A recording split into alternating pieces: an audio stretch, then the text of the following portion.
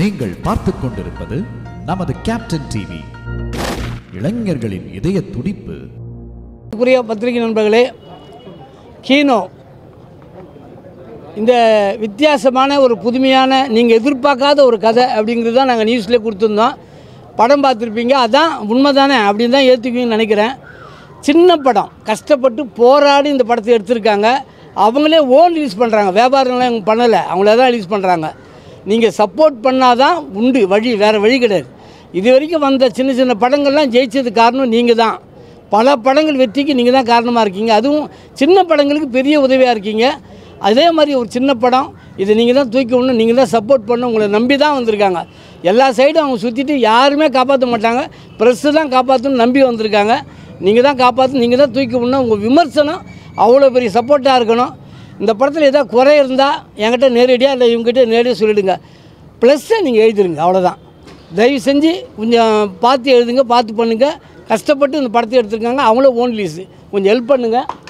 இப்போ இந்த படத்தோட தயாரிப்பாளர் வாங்க வாங்க, நீங்கள் வாங்க, ஒரு வாரத்துக்கு வாங்க வாங்க வாங்க. அவங்க யாரோட பேத்தி? ஐயோ நீங்க பேசணுமே, வாங்க. அவர் சுளுந்தூர்பேட்டை சண்முகத்தோட பேத்தி, கலைஞர்கிட்ட நிறைய விருது வாங்கியிருக்காங்க.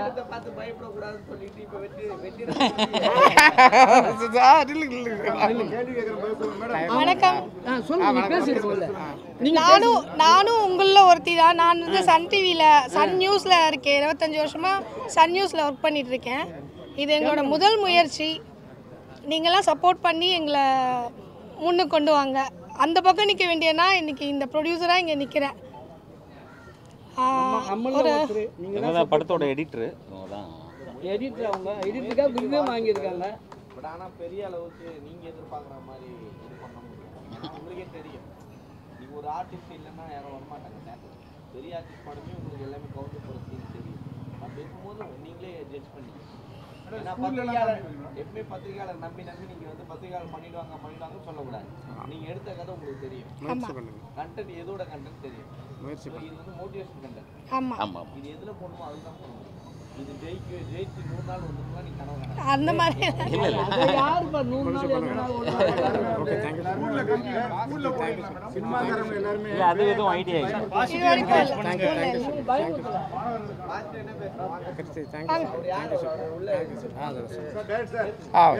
பயமுறுத்தி காசு பார்க்கறது தான் கூட்டம் இருக்குது. ஆமா, பேய் இல்லை வெற்றிடம் மனசை தைரியப்படுத்திக்கின்னு படம் சொல்றீங்க. ஆமாம் சார். எப்படி இந்த யோசனை வந்துச்சு? இல்லை, நான் வித்தியாசமான கதைகள் எழுதணுன்ற ரொம்ப வருஷமாக நான் ஃபிலிம் ஸ்கூலில் படித்ததுலேருந்து அப்படி தான். நான் வந்ததுலேருந்து ஃபிலிம் இன்ஸ்டியூட் வெளிலேருந்து வந்து நான் டாக்டர் கதிட்டு இருந்தேன். அங்கே தான் மிஷ்கின் சாரை சந்தித்தேன். அவரோட சித்திரம் பேசரி, நந்தலாலா. நான் நிறைய நான் ஃபிக்ஷன் படிப்பேன்.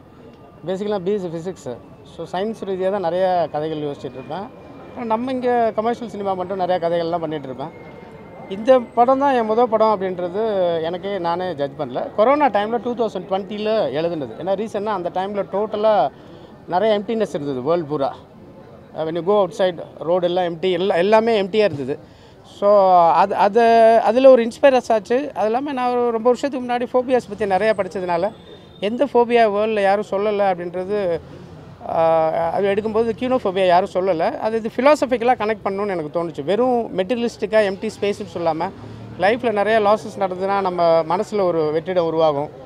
ஸோ அதெல்லாம் கனெக்ட் பண்ணி சொல்லணும், ஒரு இன்ட்ரெஸ்டிங்காக சொல்லணும்னு தோணுச்சு. இது ரொம்ப மெயின் ஸ்ட்ரீம் சினிமா மாதிரி என்னால் பண்ணியிருக்க முடியும். ஆனால் ஆஃப்டர் பேண்டமிக்கு ஓடிடியோட எக்ஸ்போஷர் பப்ளிக் கிடச்சதுனால, இன்டர்நேஷ்னல் சினிமாலாம் மக்கள் பார்த்ததுனால, தர லோக்கலுக்கு கமர்ஷியல் படம் பண்ணக்கூடிய டேரக்டர் தான், ரைட்டர் தான் நான்.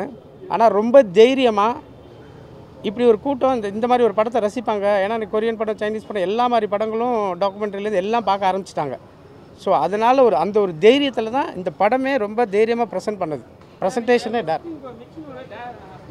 ஆமாம், கோ டைரக்டர் ஒர்க் பண்ணேன். ஆமாம்.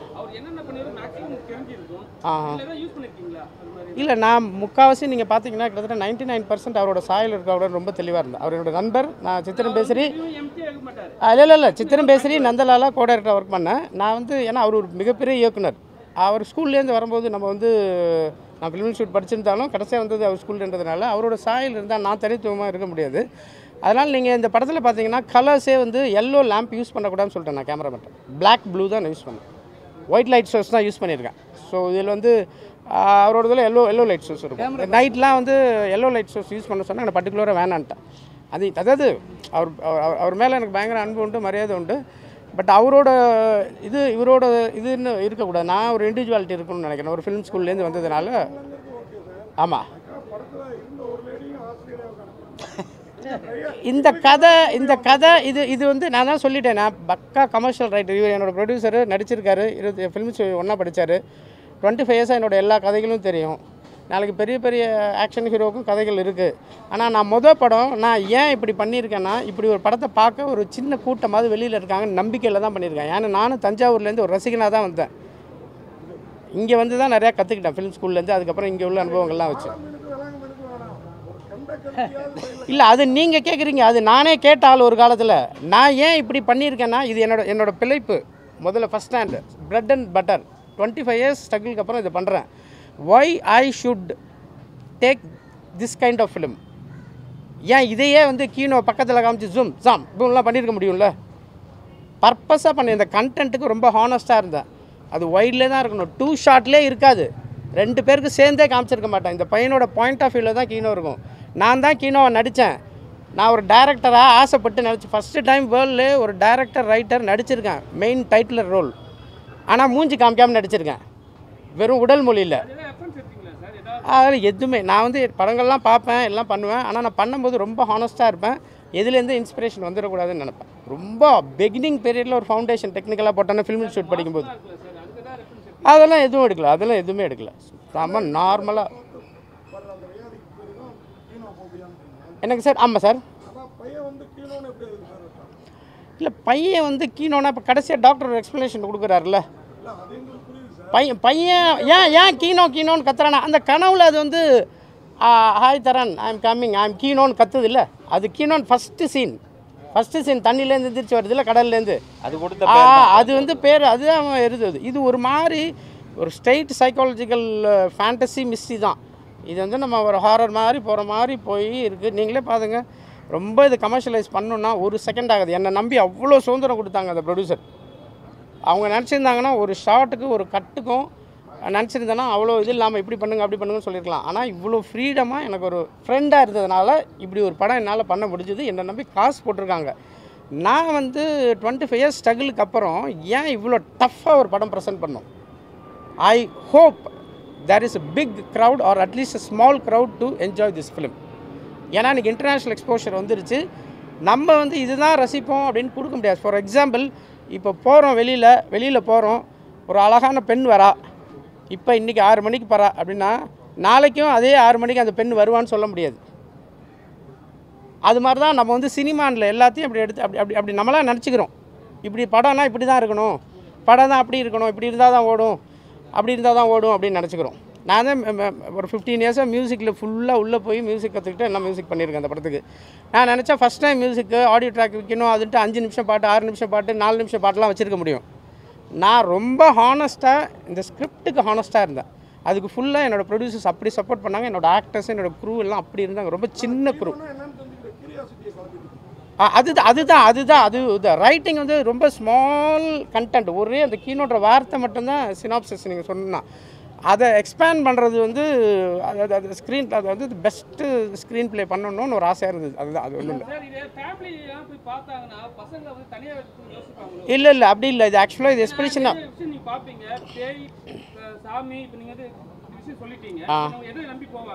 இல்லை இது வந்து 13 இயர்ஸ்க்கு கீழே உள்ள கிட்ஸுக்கு காமிக்கணும்னு சொல்லி தான் சர்டிஃபை பண்ணும்போது பிஜி பேரண்டல் கைடன்ஸ், அதாவது இன்டெலெக்சுவலாக இருக்க கண்டென்ட், அதாவது கண்டென்ட் கம்யூனிகேட் பண்ணுறதுக்கு தான் பேரண்ட்ஸ் வேணும். ஃபியர் ஃபேக்டர் 3 வயசுக்கு கீழே தான் இருக்கும். நான் வந்து மியூசிக்கலாகவே கம்போசராக இன்னும் பயங்கரமாக அந்த கீனோ ஓவராக பயமுறுத்திருக்கலாம். நான் அதை பண்ணலை. நான் ரொம்ப ஹானஸ்ட்டாக பண்ணேன். மியூசிக்லேருந்து ப்ரெசன்டேஷன், ஷார்ட் டிவிஷன்ஸ்லேருந்து. ஏன்னா இந்த படம் நான் 25 வருஷம் அனுபவத்துக்கு அப்புறம் ஒரு ஷார்ட் வைக்கும்போது இதை ஏன் நான் வைக்கணும், 1000 படத்தில் லட்சக்கணக்கான படத்தில் பார்த்துட்டேன், நினச்சி தான் வச்சேன். ஒன்று பண்ணுறோம், அது ஒழுக்கமாக பண்ணுவோம். ஏன்னா நானும் ஆடியன்ஸாக இருந்து வந்தவன் தான், வானத்துலேருந்துலாம் குதித்து வரல. அது மாதிரி ஆமாம் ஆமாம் ஆமாம் ஆமாம்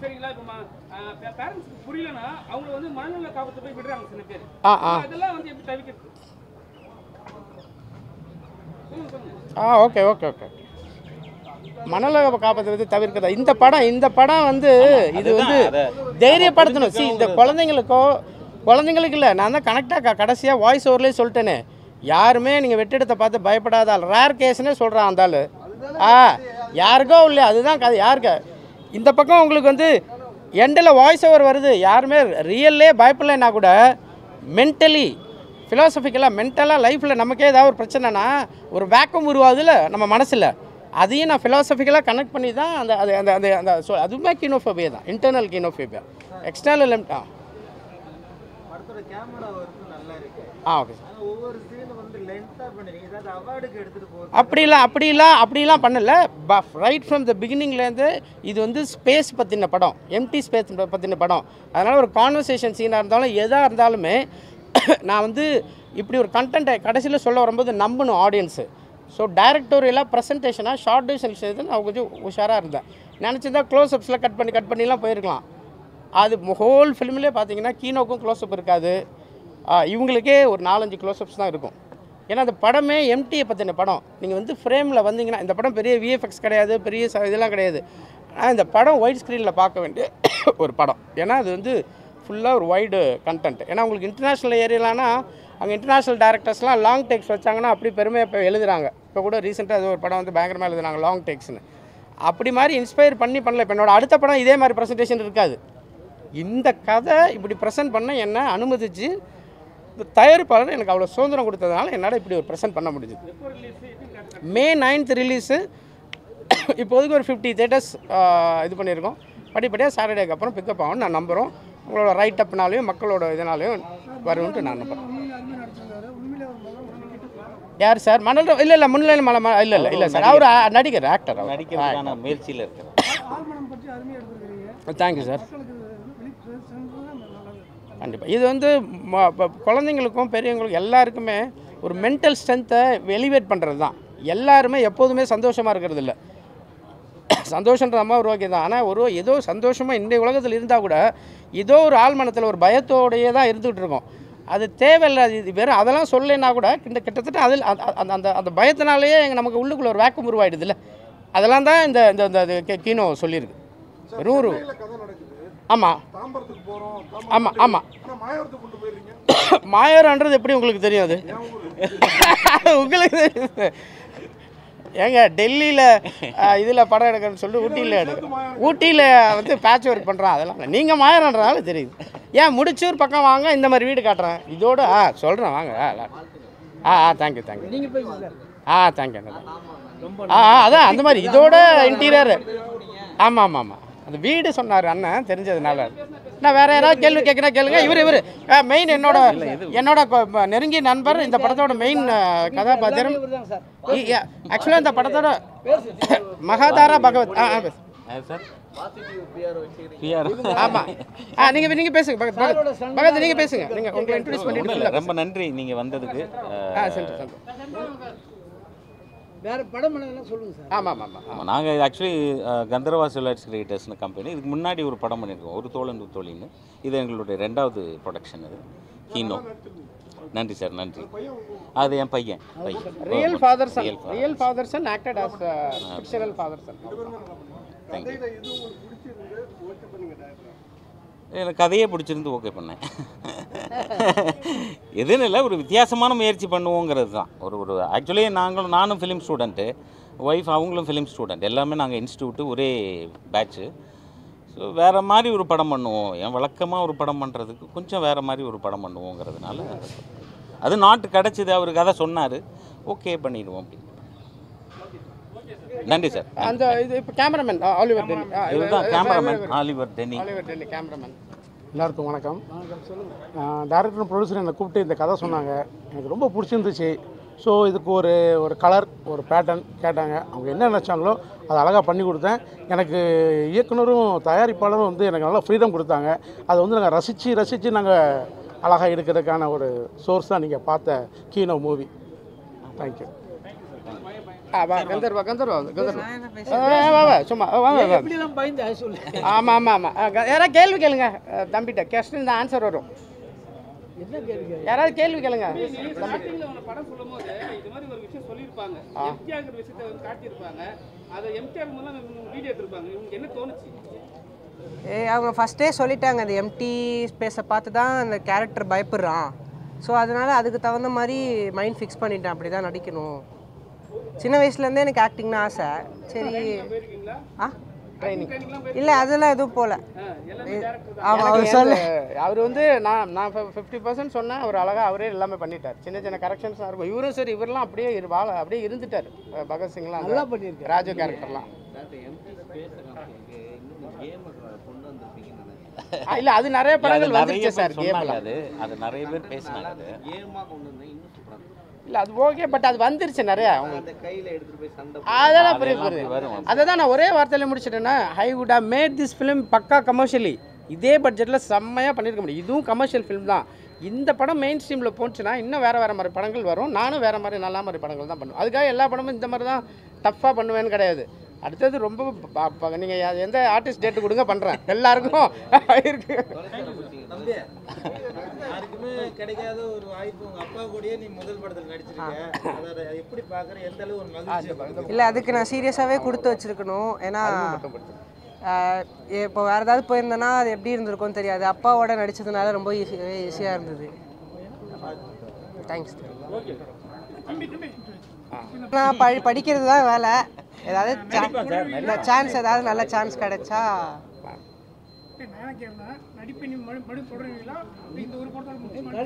படிச்சு முடிச்சுட்டு எல்லாம் பண்ணலாம்.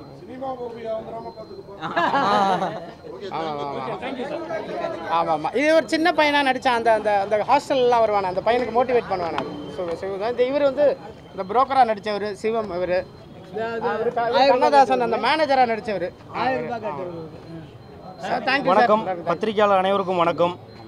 நான் வந்து ஒரு நடிகன். இப்போ நம்ம அண்ணன் வந்து இதில் வந்து ஈபியாக ஒர்க் பண்ணியிருக்கேன், எக்ஸிக்யூட்டிவ் ப்ரொடியூசர். திடீர்னு அவர் ஃபோன் பண்ணி இந்த மாதிரி ஒரு நம்ம ப்ரொடக்ஷனில் ஒரு படம் பண்ணுறோம், சரி நீங்கள் வா, என்ன நீ வந்து ஈபியாக ஒர்க் பண்ணுறியான்னு கேட்டார். அண்ணே எப்படி நான் ஈபியாக ஒர்க் பண்ணுறது, சரி ஓகே சொல்லிட்டீங்க, சரி பண்ணிடுவோம் அப்படின்ற ஒரு இதில் வந்து ஈபின்னு ஒரு போஸ்டிங் எனக்கு கொடுத்தாரு. நான் வந்து இது ஒரு நடிகனாக பண்ணேன். எனக்கு ஒரு ஈபி கேரக்டர் கிடச்சிருக்கு, அதை எப்படி முழுமையாக நம்ம இது பண்ணி கொடுக்கணுன்னு நம்ம யூனிட்டில் யாருக்கும் எந்த குறையும் வச்சதில்லை. இது வரைய யாருக்கும் எந்த பெண்டிங் எதுவுமே கிடையாது, எல்லாம் நல்லா சிறப்பாக பண்ணோம். சிறுதுளி பெருவெள்ளம் அப்படின்னு சொல்கிற மாதிரி இது ஒரு சிறுதுளியாக ஒரு இது பண்ணியிருக்கோம். அது பெருவெள்ளமாக பத்திரிக்கையாளர் உங்கள் கையில் தான் இருக்குது. நீங்கள் ஒரு நல்ல வரிகளும் வாசகங்களும் எழுதி நீங்கள் கொடுக்குறதுல இந்த ஆடியன்ஸ் பீப்புள் எல்லாருமே வந்து நமக்கு ஃபுல் சப்போர்ட்டாக இருப்பாங்க அப்படின்ற ஒரு நம்பிக்கை இருக்குது. கண்டிப்பாக பத்திரிகையாளர் எல்லாத்தையும் நம்பியிருக்கோம். எல்லோரும் சார் கூட சொன்னார், சின்ன படங்கள் பண்ணுறீங்க, பத்திரிக்கையாளரை நம்பி நீங்கள் இது பண்ணுறீங்க, நீங்கள் ஒரு நல்ல கண்டென்ட்டு நல்ல ஒரு கான்செப்டாக ஒரு விஷயம் பண்ணிங்கன்னா எங்களுக்கும் சப்போர்ட்டாக இருக்கும்னு. எங்களுக்கும் பண்ணணும்னு ஆசை. இது வந்து நீங்கள் வழிகாட்டி விடுங்க, அடுத்து பெரிய கண்டென்ட்டாக நல்லதாக பண்ணுவோம். வாய்ப்புக்கு நன்றி அளித்ததுக்கு நன்றி. துல்லியமாக தினசரி நடப்பு நிகழ்வுகளையும் கல்வி, விளையாட்டு, அரசியல், வாழ்க்கை முறை, மருத்துவம், தொழில்துறை, சினிமா, பொழுதுபோக்கு போன்ற பல்வேறு நிகழ்ச்சிகளையும் உடனுக்குடன் காண கேப்டன் டிவி மற்றும் கேப்டன் நியூஸ் சமூக வலைத்தள பக்கங்களோடு இணைந்திருங்கள். உங்கள் வணிகத்தை கேப்டன் டிவி மற்றும் கேப்டன் நியூஸில் விளம்பரத்தின் மூலம் மேம்படுத்த விருப்பமா? உடனே கீழே கொடுக்கப்படும் எண்ணிற்கு தொடர்பு கொள்ளுங்கள்.